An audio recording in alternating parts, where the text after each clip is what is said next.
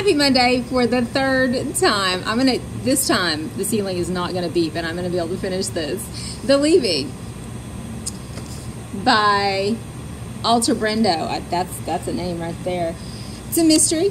All three of the books I read this week are mysteries. This one is about a group of kids who disappear in kindergarten. So they go to school and they don't come home one day. When they come back at 16, they don't remember anything about what happened over the last several years. But each of them has managed to hold on to one tiny clue.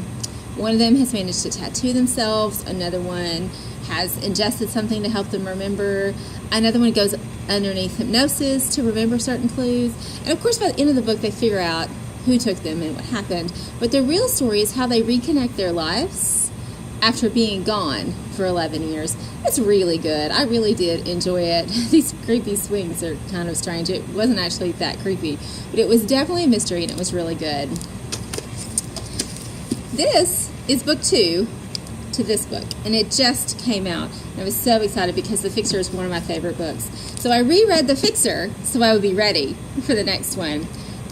It's mystery. Also, look, it didn't work. The ceiling is still talking again. I'm just going to wait for it. Especially the beginning part about the insurance, teacher assistants and janitors. All staff personnel should be there for that part of the meeting. Thank you. All right. There we go. The third time the ceiling talks. So, The Fixer is about a girl and her sister. The sister lives in D.C. and the girl lives in Montana at the beginning of the book. The circumstances are such that she finds herself moving to D.C. with her sister.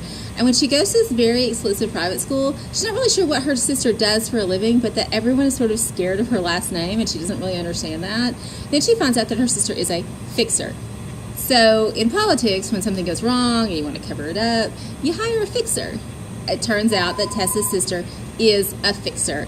And so it also turns out that Tess sort of has some of that DNA in her too, and she starts fixing things too.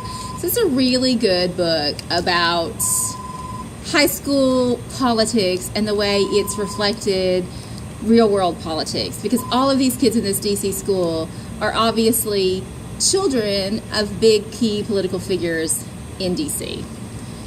So it ends on a cliffhanger. It's sort of terrifying. You think, yeah! So obviously that's why when the next one came out, I had to jump fast to get a hold of it. This one starts on a cliffhanger. It also ended on a cliffhanger. So there's definitely another book coming out. There could be several because they are mysteries and they can sort of be serial. You can keep going with the same character solving multiple mysteries again and again and again. It's not a story arc that kind of goes like that. Every book goes like that. This one, Tess now accepts the fact that she may in fact be a fixer. She doesn't want to be a fixer, but she decides that, okay, if this is my lot in life, this is what I'm going to do.